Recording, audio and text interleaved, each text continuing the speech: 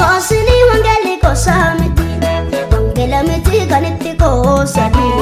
Engeli sini, kosini, kosini wangeli kosamiti, wangela miti kaniti kosadi. Engeli sini. Kurang kesa koko gabalanu. Kurang kesa kudanu makan gute dokolana. Kudanu makan gute dokolan. Wan berbade saatatu. Wan challate saatu. Kudanu makan gute tu. Toko kenama. Toko kenama. Kurang gute yokae horini she kurna farati dalate sun. Ishe kurna farati dalate sun. Jama yo taate qayeru ni dandam. Jamani mo waldanat. Hori jaman hori nafti. Kudan ishe gute sana mandara keessatti warana katota qalee nyaatu. Mandara keessatti qalanii nyaatan maleedha. Gara waldan dhaqine. Hin qayyara kurnoon hin qayyaramu. Kurnoon abaarsa qe'ee namaatti fide.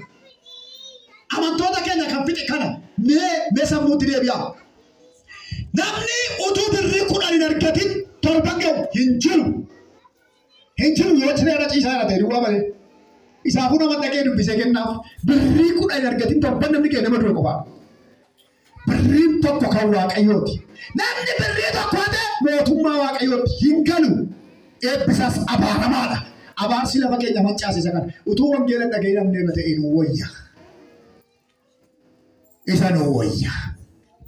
Malee amma waan tokko asirratti hima. Kai fidi kai meeqa fidi kai nama kuma kudhan fidi asii kota asii kota asii nama kuma shan zayitiin sii gaadha akkasii sii godha eebba kee fidi. Kennaa tolaa keeti. Eebbaa nyaatta garuu kennaa tolaati. Kurnootti sii lakkaa'amu. Kurnoo kooti yoo kiraa mana akka fayyadu wangeelaawu abaarsa fudhatte. Kurnoo kenna nama akka gargaartu barbaadu kan keerraa akkati gargaartu barbaada Waaqayyo. Kan Waaqayyootiin nama gargaartu.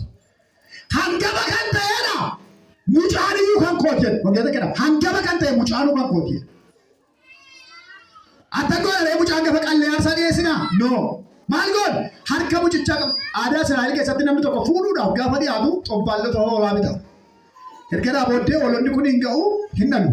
Gaafa dhalanii haati manaasaas mucaa godhatti jechuudha. Gaafa godhattu hangafni sun kan Waaqayyooti waan ta'eef harka mucaa sanaa qabanii morma hoolaa sanaan qayyaru.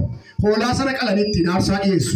Hangaba ta'e kan dhalate hundinuu hamma namaatti iyyuu kan Waaqayyooti. Kurnoon isa akkuma kana kudhan kan guute hundinuu kan Waaqayyooti. Kanaaf namni kun kurnoo Waaqayyoo hin nyaata taanaan eebbi mana isaa keessaa godaanaan utuu kadhachuu dhiisee raajiin mana keetti galee akka namicha jira keessa isin rafe eebbi keessan hamma Waaqaaf lafaa isin irraa badeera. Kun dhugaadha Waaqayyo duratti. Garuu asirratti waan tokko akkasiin sirriitti na hubattan barbaada.